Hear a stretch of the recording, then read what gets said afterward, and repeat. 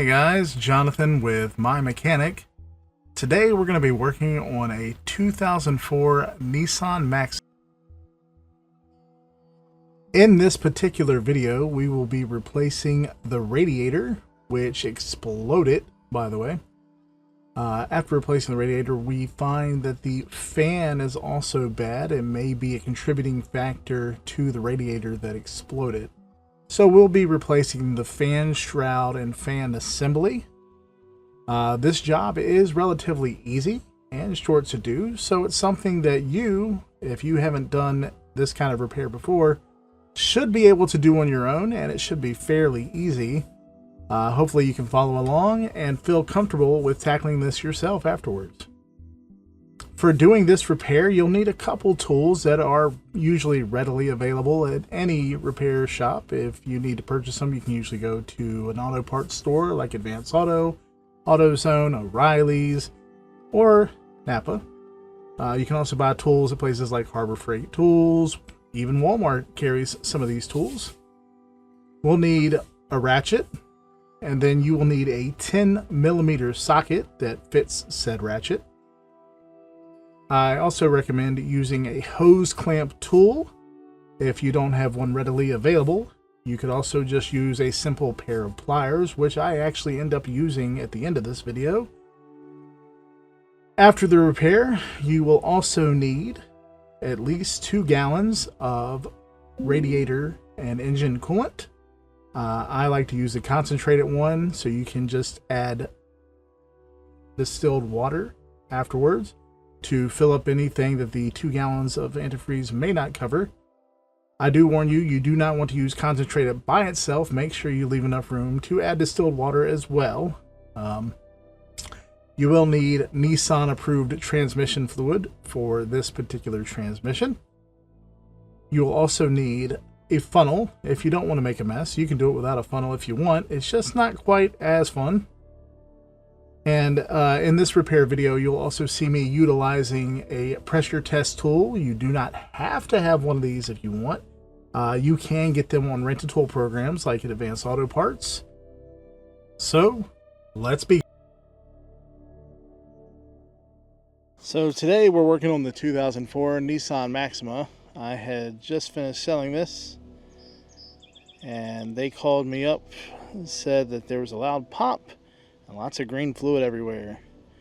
We went ahead and pulled the air box off already. But if you look here,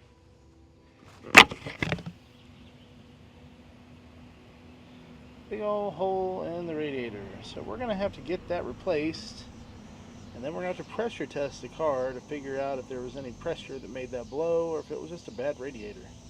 So we'll go ahead and get started and get this replaced. Get ready for the fastest radiator removal you have ever. So we got our replacement radiator from Everride. This is a brand new radiator with a lifetime warranty. I got it for just $130. So it's an absolute fantastic deal. No core charge, ready to go and install. So we'll get it installed, pressure check the system to make sure there's no issues so we can make sure that lifetime warranty is good. And then we'll go ahead and get her back to the customer. Installation of the new radiator is exactly reverse of removing of the old radiator. Here we do it fairly quick and fill it up with some antifreeze. We've got the radiator in, and we went ahead and filled up the radiator halfway with mixed diluted antifreeze, and we got some concentrated in there so we can add some distilled water if we need to. We're going to start the car now and purge any air from the system. And once we do that, we'll make sure the antifreeze is still full, check all the other fluids, and then we'll go ahead and do the pressure test.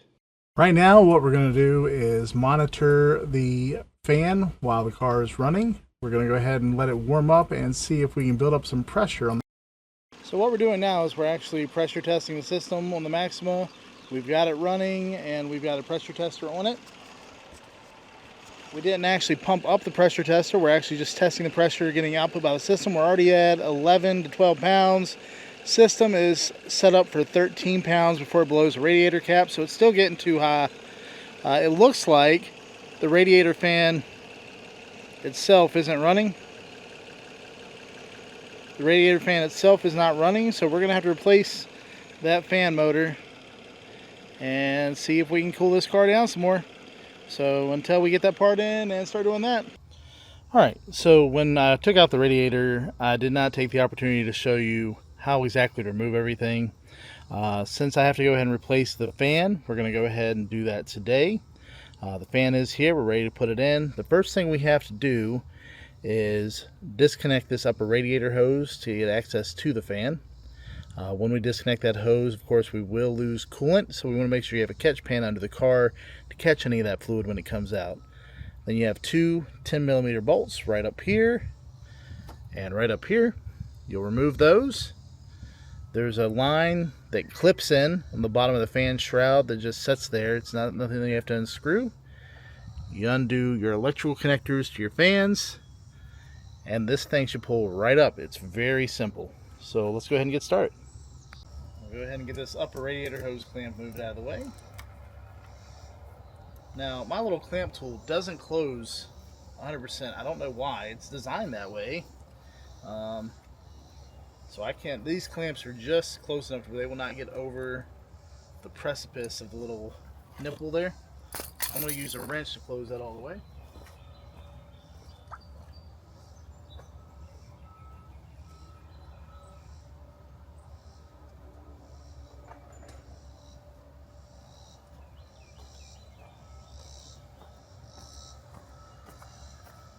I say wrench, I mean pliers. So that will let me close that clamp, will open the clamp all the way. So we move it out of the way. We get this upper radiator hose. Now I don't know if I still have it 100. Yeah, it's full of coolant. Luckily, if we wedge that up like that, it should hold most of the coolant in. Then we're going to have a small hose right here for the overflow. Same thing. Move that clamp. That one came off, it's broken, and that should just slide right off.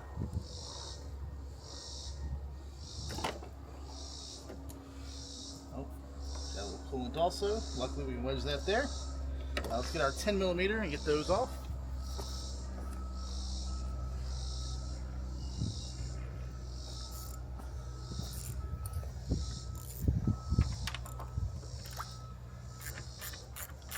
This is one of the easiest fans and radiators to get out.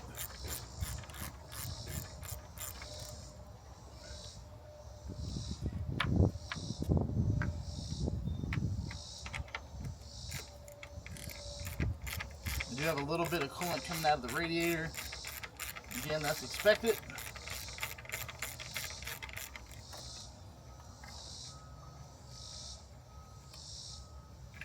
Alright, we got those 10mm bolts out. Now there is a line that you can unhook from the bottom of that radiator. Just takes a second.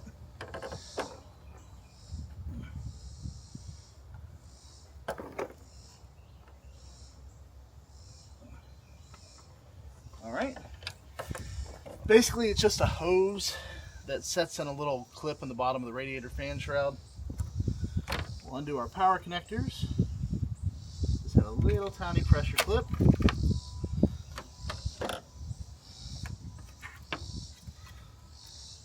Both of those. And if your fingers are big like mine, you can use a screwdriver or something to push it on that clip. Alright. Now there are some little pop rivets that hold those in place. They'll pull right out. And now your fan shroud should be ready to come out. You will have to work it around the AC coolant lines and the battery bracket. Now I think I actually pulled the battery out last time to get this out.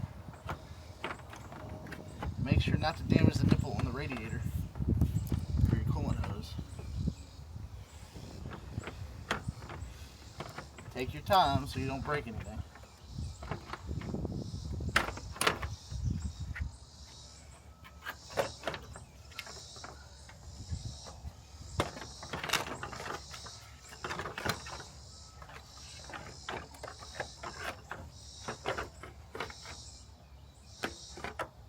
And just like that, our fan shroud's out of the way.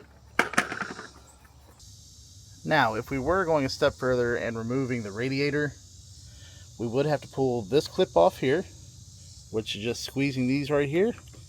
And this, actually, no, it has two clips on the sides that you have to wedge. And then it comes off. Do the same thing with this side. And then you have the lower radiator hose right down there, which you would take the ring off of and slide the hose off. And then the radiator comes right out. Real simple, straightforward, easy to do. Let's go ahead and get that fan back in. Alright, so we got a brand new fan right here. It comes with both fans, fan shroud. We need to sneak it back in the same way we got the other one out. Make sure the little feet here set in the holes that are on the bottom of the radiator support. And here's that tab on the bottom I was talking about that hose sets in. Let's go ahead and get it put in and get it hooked up.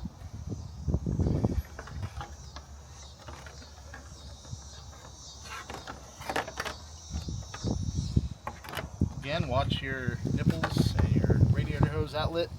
Make sure nothing's snagging. You don't want to break anything while you're putting it in.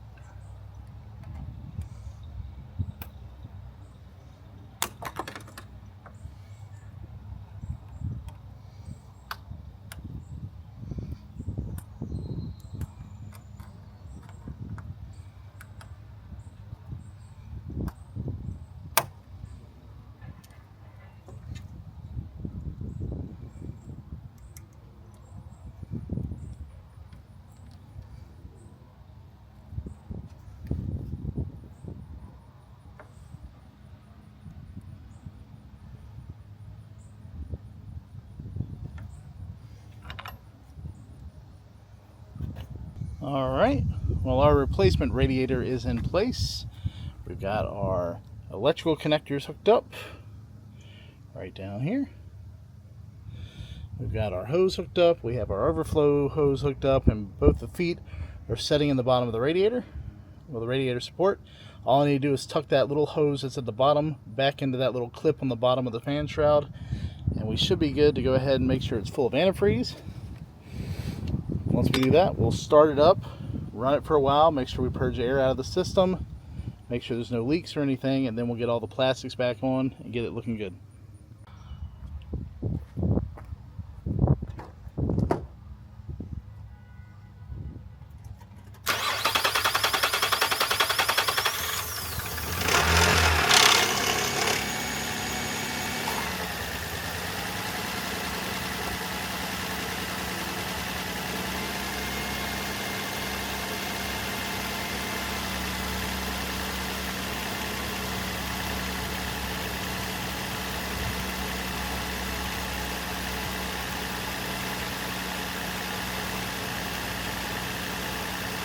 So I filled up the radiator with the rest of the concentrated antifreeze that we had left.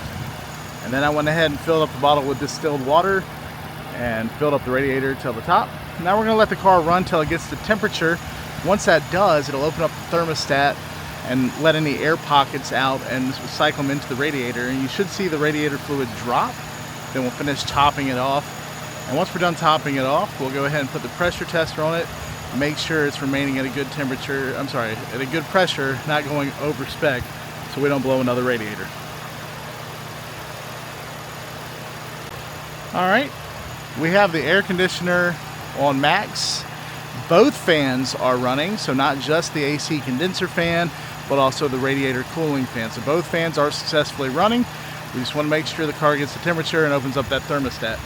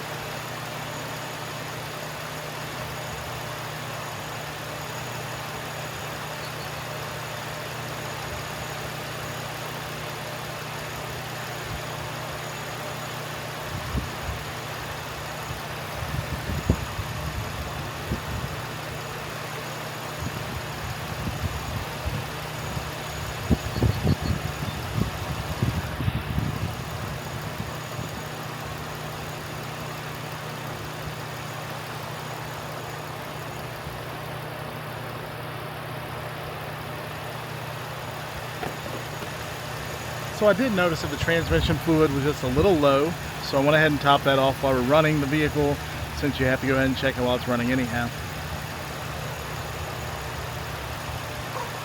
Alright, so the upper radiator hose is hot, indicating that the thermostat's probably open and we're getting hot antifreeze back in from the engine. So it looks like our antifreeze is still full. We didn't lose much when we changed everything out from when we replaced the radiator last time. Just changing the fan probably shouldn't have done anything. So we'll go ahead and we will pressure test now.